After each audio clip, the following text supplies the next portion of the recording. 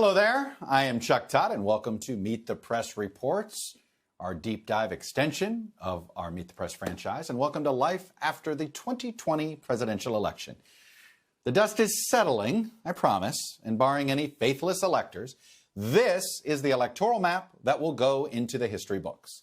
It is a victory with 306 electoral votes for Joe Biden. That's a map that will live in infamy. Compare that to 2016's map of pledged electors. Donald Trump also won 306 electoral votes, but the states of Arizona, Georgia, Michigan, Pennsylvania, Wisconsin, and one of Nebraska's congressional districts went the other way. Those were the flips. So, folks, if there's one thing we know about our elections, there is no one way to win a presidential race, even if you end up with back-to-back elections with the same electoral vote spreads. It's a constantly changing electorate, which is part of our DNA. You'd have to go back to George Washington's time in office to find 2 consecutive elections where not a single state flipped from blue to red or red to blue. So how and why did this electorate change in 2020? Where are we headed as a country into 2024 and beyond? The answer is not only in the states that flipped, but more importantly, at the county and district levels across the country, in the cities, suburbs, exurbs, and rural America, where individuals are organizing themselves into clusters of extremely like-minded voters. Scranton, when you're a kid, no matter how long you live here, climbs into your heart and it occupies you. We knew in advance of the vote that Pennsylvania and the industrial Midwest would play a key role in pushing Biden or Trump over the 270 vote threshold. You know, before the plague came in, I had it made. I wasn't coming to Erie. I mean, I have to be honest. There's no way I was coming. Pennsylvania, along with Michigan, Wisconsin, and even Ohio, have been on the list of competitive states for years. We love campaigning in your state. Ohio's a wonderful place. But the part of the map that's new, the part of the map that could show us how America is changing into the future, is further south, in the Sun Belt. That's Texas, Arizona, and Georgia. There aren't a lot of pundits who would have guessed 4 years ago that the Democratic candidate for president in 2020 would be campaigning in Georgia on the final week of the election. This shift should not be a surprise. The electoral map changes a little bit every year. And if you look all the way back to 1952, you can see that the map has gone through a number of changes. But how and why does it happen? In the middle of the 20th century, the Democrats' base of power was the Solid South. In the 1950s, both parties started aggressively courting black voters. But the Democrats won the day by pushing for groundbreaking voting rights legislation. If we pass, as we must pass, civil rights legislation, there are bills up in Congress today that I think have some chance. While they gained in big cities and in African-American communities, Democrats lost votes in the South. Republicans responded by pressing that advantage, creating a block of relatively reliable states. And in the field of civil rights, I think the Republican Party, as I have indicated, should under no circumstances try to go as far as the Johnson administration will try to demagogue and go. Of course, race continues to play a major role in how elections are fought. According to Pew Research, the share of eligible non-Hispanic white voters declined in all 50 states between 2000 and 2018. During that same period, the share of Hispanic voters grew in every state, with major growth across the Southwest. What did Donald Trump get? He got 57% of the white vote, which was just in line with what he got in 2016. What did George Bush get? He got 57% of the white vote. What did Ronald Reagan got? He got 59% of the white vote. What's changing are the demographics. Right. You know, 57% of the white vote in 84 was a Ronald Reagan landslide. Class is another part of the story. Republicans have traditionally relied on wealthier voters. That's part of the reason they're always talking about tax cuts and free trade. Meanwhile, Democrats used to be the party of labor. Today, it's still an important part of their coalition. But because of culture and economics, labor is shifting away, at least rank-and-file labor union members. President Clinton tried to pick up some of those pro-business voters from the Republican Party. And in 1993, he signed the first major American free trade agreement, NAFTA. Labor leaders saw it as a betrayal, but at the time, they couldn't easily switch to the GOP. And I guarantee in November, my union and many other unions that feel as I do, we're going to make sure we get even at the polls. 25 years later, Donald Trump campaigned against NAFTA, turning a long-festering complaint of the working class into a wedge issue to drive those voters into his camp. NAFTA has done more to destroy your community than any other single act. So voter groups move around because of issues and because of demographics. But we're talking about maps, and it is geography, who lives where, that really makes the maps move. Look at the Electoral College results in 2004. New Mexico and Oregon are battlegrounds, and George W. Bush won Colorado by 4 points and Virginia by more than 8 points. But Colorado's demographics were shifting as the suburbs around Denver grew and became more affluent and diverse.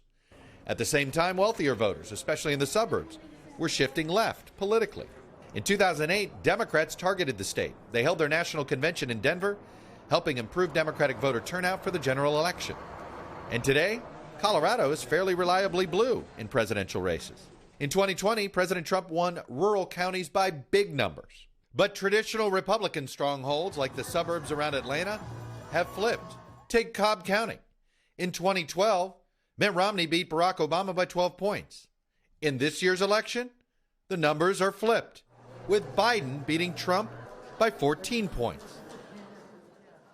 So joining me now is one of the foremost experts on the ever-changing American electorate. It's Dante Cini. He is the director of the American Communities Project, a reporter with both the Wall Street Journal and for us right here at NBC News. He also works for George Washington University. Dante, always good. You're my partner in all of our data downloads here. We do so much together. And I want to start with the suburban shift, because I know some people are going to sit there and say we've been looking at this for the last couple of cycles. I would argue that we've actually seen this pattern of the suburban shift from red to blue. It started with Bill Clinton in 1992 in the states of New Jersey and Illinois, and it's been continuing sort of this slow movement as suburban populations grow in a specific state. We saw it in Colorado and Virginia, as we showed you in the piece. Let me bring up the state of Georgia, Gwinnett and Cobb counties, and I'm just going to show you from 2012 to today, 27-point swings in Gwinnett. 27-point swing in Cobb from 2012 to today. And Georgia, Dante, is just the latest in what's been a 28-year-long shift of the suburbs from the Republicans to the Democrats. It's just been moving. First it was the Northeast, then the Midwest, then the Southwest, Mid-Atlantic, and now it's hitting the South. Yeah, I mean, it's funny. When we were coming into Election Day this year, we were all talking a little bit about how we thought Biden might actually have a better chance in Georgia than he did in Florida, right? Which was a surprise because Florida is the perpetual battleground.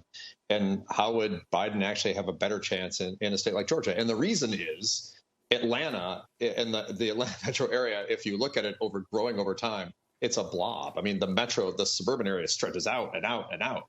And we finally got to a point this year where that was enough. That tipped it. I would note, though, even more interesting, Cobb and Gwinnett, those are big shifts and shifts to Democratic vote. Biden wins there. But you go to the next ring out, you look at Cherokee County, Paulding County. These are kind of more urban areas. Trump wins them. He wins them again. He wins them convincingly, but he loses margin. He loses margin. And to me, that is one of the big findings in this election. Is it's not just that these big close-in suburbs became Democratic. It's that the more far-flung suburbs really started to become, the Republican margin shrank. So basically what you're saying is that the blue suburbs are bleeding into the EXURBS right now? And I guess the question is it going to continue or do Republicans stop it? Well, I think for them to stop it, they've got to, the party has to figure out what it is, right? I think both parties are at this point where they're trying to figure out what they are exactly. And they don't know yet. I do think if the Republican Party continues down this path they're on towards a kind of a Trump vision of the Republican Party, I don't know if that works for them. I don't think these suburban areas. Look, we've talked a lot about how Republicans had a better night than they hoped in the House. They actually won seats in the House, and that was surprising to them. Well, I think one of the real reasons we're going to find we get into the results and we take this apart is that moderate Republicans voted for Joe Biden and then voted for a Republican in the House. They're not Democrats yet, but they don't like the direction that Trump has taken their party. Right. There seems to be, though, if the Democratic vote is growing inside out, right, from the inner cities to the inner suburbs, the Republican vote does look like it's growing from the outside in. I want to put up for you some rural gains for Republicans in the state of North Carolina. essentially a red shift. Scotland County, Hertford County, Northampton County, Edgecombe County. One of them was an actual flip here. Scotland County, Clinton County in 2016 became a narrow Trump county, a 9-point swing there. These other counties were places where Biden won them, but his margins were lower than Hillary Clinton's there. Those are the next 3 counties down. So it does, this is more of a seesaw approach, right? As one goes up, numbers are going down somewhere and vice versa. Yeah, I mean, the argument is if the Republicans have a suburban problem, and it really does look like the Republicans have a suburban problem, the Democrats have a rural problem. These counties that we're talking about, Scotland, Edgecombe, these are the large black populations, large African-American populations, but also lots of rural whites. Yeah. We kind of need to take the vote apart and figure out, was it the African-American vote that shifted, or was it the rural white vote that just came out sort of strongly for Trump? But regardless, what we're seeing in a rural county, in these rural counties, is Trump doing better. Look, I have a theory that this isn't a race issue. It is a place issue, to borrow a line from our friends at NPR, because while you and I are trying to figure out what happened to the rural black vote in North Carolina, that Barack Obama won convincingly and won those counties, Hillary Clinton held some of them. What happened to him? And then I want to bring up to you the Rio Grande Valley. And then the open question is, do Democrats have a rural Latino problem too? The Rio Grande Valley, these are Hispanic counties, but they're rural. Starr County, Hidalgo, Cameron, Maverick. These are all places. Look at these major changes. Starr County, a 55-point swing, a 23-point swing in favor of the Republicans in Hidalgo. We want to know why Democrats didn't carry Texas, even though they came with just a hair over 5 points. Here's your answer. Right, Dante? Yeah, well, it sure didn't help them. We'll say that much. I mean, the thing that's most interesting to me about those rural Hispanic counties along the border in particular is you think about what makes the Republican vote, the rural vote Republican. And you go to like Appalachian communities. They're remote, they're isolated, they're rural, they're fairly, there's a lot of homogeneity. They're all white. You go to these rural communities along the border, it's the same thing. There's a lot of homogeneity. It's Hispanic, but it's homogeneity. It's small town, it's rural, it's remote. And I think there's, in the same kind of feeling, there's distrust of urban areas in these places, distrust of big cities. So there's a cultural conservatism that may be helping Republicans, or at least help Trump. What it means after Trump, we're going to have to wait and see. But if you're a Republican and you're looking at this election trying to find some positives, this is a big positive for you down along that Rio Grande border. And maybe it is the rural vote, Hispanic vote, starting to look more like the rural vote overall. And is this, is this a reminder that we may be two coalitions? I mean, the shift of the suburbs feels like it's on education. Sort of the split is on education lines. How much education did you attain?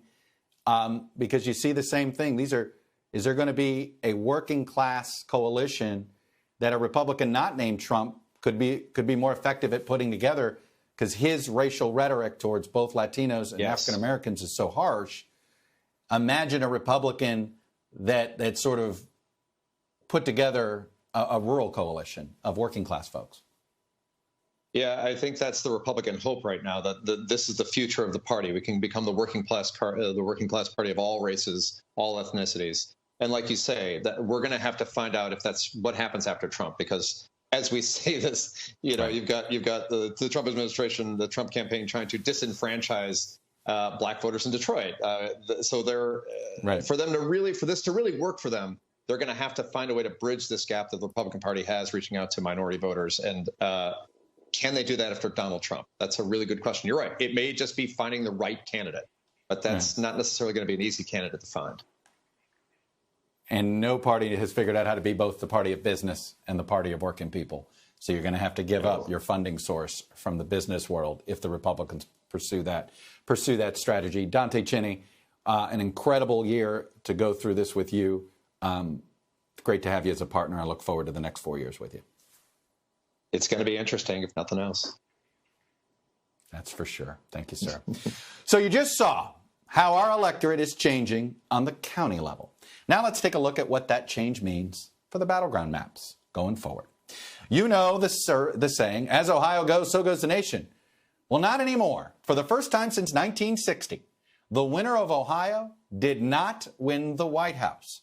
And it wasn't even close. Donald Trump carried Ohio by 8 points. You might be able to take Ohio off the battleground map in 2024. And it's been a long time since it hasn't been on the battleground map. Going back to the late 19th century, the road to the White House has been through the Midwest. That may also be a thing of the past. Even with his flips in Michigan and Wisconsin, Joe Biden won just 4 states in the traditional Midwest, plus that Omaha congressional district. That is tied for the fewest states won in the Midwest by a victorious Democratic presidential candidate since 1892. So what does the battleground map look like going forward? Well, joining me now are 2 people that will be living this battleground map with me. Charlie Cook, editor and publisher of the Cook Political Report, and Amy Walter, the Cook Political Report's national editor. So one of the things I think we wanted to present here, Charlie, is that while the battleground map may feel like it never changes, it actually does change quite a bit. In some ways, it's always a little bit every cycle, so it sort of takes a decade at a time to see these changes. I feel like we're in the midst of a political realignment right now with our battleground map, and so things are changing. We just hit the stop button in our remote on November 3rd. No, I think that's right, Chuck, and that, trends aren't straight lines. They tend to be kind of jagged. They zigzag. And you remember 4 years ago, Hillary Clinton was spending time in Arizona and Georgia and a lot of time in North Carolina, and they just weren't right yet. Well, now they're getting right. And you said, Democrats were tempted. They thought maybe Texas would be kind of an opportunity this time. Not this time, but probably in 4 years. But we are seeing an incredible realignment demographically and geographically.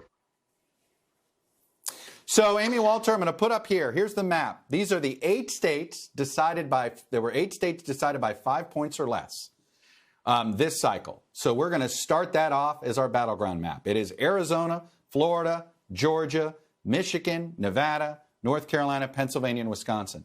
And here's what I like to remind people about this map this year, is let's look at it geographically. From Nevada in the west to North Carolina in the east, our battleground map now leans to the Sun Belt. 5 in the Sun Belt, 3 in the Midwest. Is that an accident? I don't think it's an accident. It's where the growth is going in this country. And we also know that the Midwest is continuing not only to lose population, but they're going to lose congressional seats in the next round of redistricting.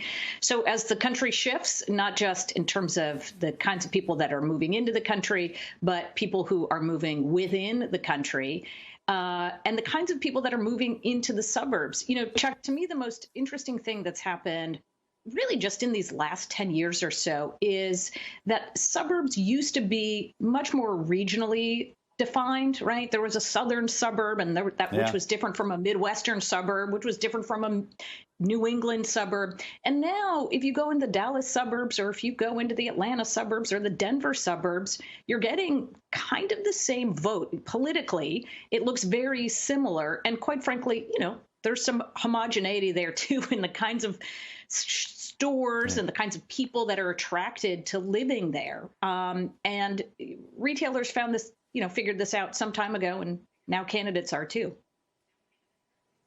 You bring up a great point. Charlie, I remember growing up, it would be a big deal if my grandfather brought Coors beer back from the other side of the Rockies, and he brought it. It was like, oh my God, regional, right? We don't have, it's funny.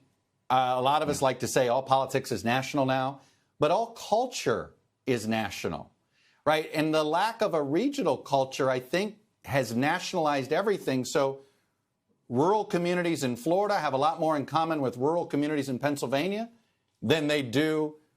I'll just take the rural parts of near Pensacola have more in common with rural communities in Michigan than they do with the folks that live in the city of Pensacola. And this is a smaller city that I'm describing, Charlie. Yeah, no, I think that's exactly right. And what we're seeing, we tend to think of states or areas as going, or groups going to the left or going to the right. But a lot of times, in some cases, the suburbs, as Amy was saying, they're reverting to the mean. They're heading towards, they're becoming more nationalized, and they're losing their distinctive, Southern flavor or that sort of thing. And quite frankly, I think some of the movement we saw with Latinos voters it was working class Latino voters who were behaving like working class whites, blue collar whites had been behaving, and drifting a little bit away from Democrats. But no, you're absolutely right. But the suburbs are moving to the middle and behaving more in a more of a national fashion. But small town rural, Democrats used to be competitive there. I mean, they used to do very, very well there. Yeah. But look at Colin Peterson. He got 40% of the vote. My gosh, this guy was Mr. Agriculture, and he got clobbered. Yeah. Well, again, all politics is national. Doesn't matter what you do for me locally. Where are you on some of these national issues? Amy, you brought up redistricting. And yes, we're going to show you our map and show you these electoral votes. Let me put up our 8 states again, and people can see who's losing and who's gaining. And as you can see, all of the Michigan and Pennsylvania lose, Arizona, Colorado, North Carolina, Florida, Texas gain, Ohio. And it's interesting, we split up among blue states. Biden will net 0 as far as redistricting is concerned. But in the red states, basically, the red numbers net 5. So you will see a 10 electoral vote swing if all things stay the same 4 years from now. Right. And that's why Texas, you brought that up before, Chuck, but that becomes really the fascinating place to watch for these next few years. Look, going into this election, it did look as if those suburbs, not just the inner suburbs, but as you and Dante were talking about, the ones that sort of bleed out into the exurbs, that they were going to be really difficult for Trump and Republicans to hold on to. But they managed to do that. Now, they still can't.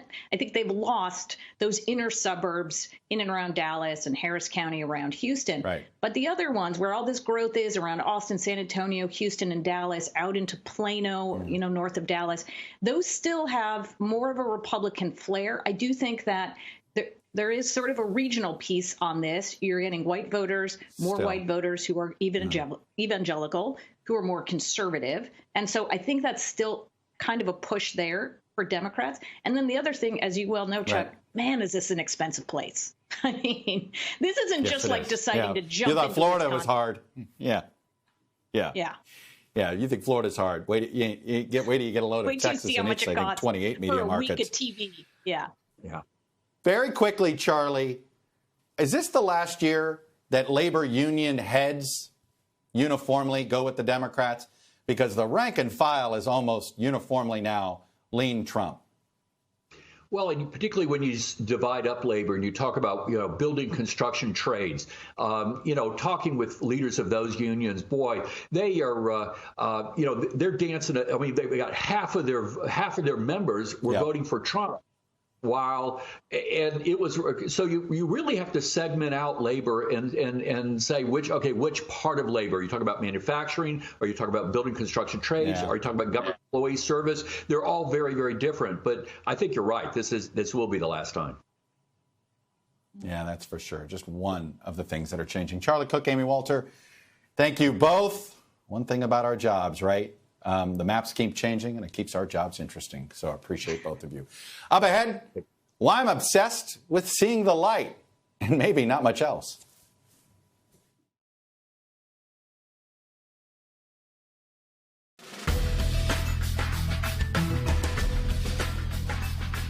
Finally, I'm obsessed with a phrase we've been hearing all year long. And yes, you've even heard it from me. 2020 vision. 2020 vision. 2020 vision. 2020 vision. If I wear glasses, I have 2020 vision. I want my 2020 vision back. At the start of this year, it's safe to say we all had 2020 vision, though none of us could see what was coming. And I think it's fair to say some of us still can't, namely those of us who wear glasses. Ah, yes, bespectacled Americans, I am one of you. I usually don't wear my glasses on TV to spare you the glare. We've all had to get used to wearing masks over the last several months. They're an absolute necessity. But for glass wearers, they're also basically a fog machine for your face, blinding you with your own breath, leaving you in this irritating haze of your own creation, turning condensation into consternation. Oh, you non-glasses folks don't know how good you have it. Go ahead, walk a mile or two in my corneas. It's not like we could just take our foggy glasses off, because we can't see anything anyway. That's why we need them. So face packs are here to stay for a while, even if there is a COVID vaccine on the way. So this problem will be here to stay too, and as of now, there are no good solutions. You could see the one I've tried here. You put the glasses over the mask. It makes them too loose, and I have bifocals, so then I'm doing this, and it's very hard. Taping the mask down in your nose, well, that's pretty uncomfortable too.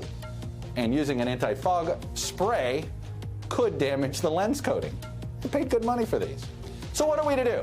The answer is as plain as the nose on our faces. Say it with me. Solar-powered windshield wiper glasses. Naturally. They're stylish, they're sleek. It's the ultimate functional fashion. And if you think this is ridiculous, let me remind you. This is America. It's a nation of ingenuity. The nation that looked at a vacuum and said, that should also cut hair. The nation that looked at a chicken sandwich and said, that bread should be more chicken instead. The nation that invented the ice cream cone rotator. Flashlights that work in blocks of ice. The rock that's also a pet. The onesie that's also a mom. And the device that shapes hard-boiled eggs into cubes. Why? Because this is America. That's why. Suddenly, solar-powered windshield wiper glasses don't seem so absurd, right? The 2-minute infomercial starts to ring in your head. So let's get on it, inventors, because for those of us with 4 eyes, with your help, our collective 20/20 vision could be a lot less blurry in 2021. And that is all for Meet the Press Reports. Thanks for being with us. I'll see you Sunday on Meet the Press.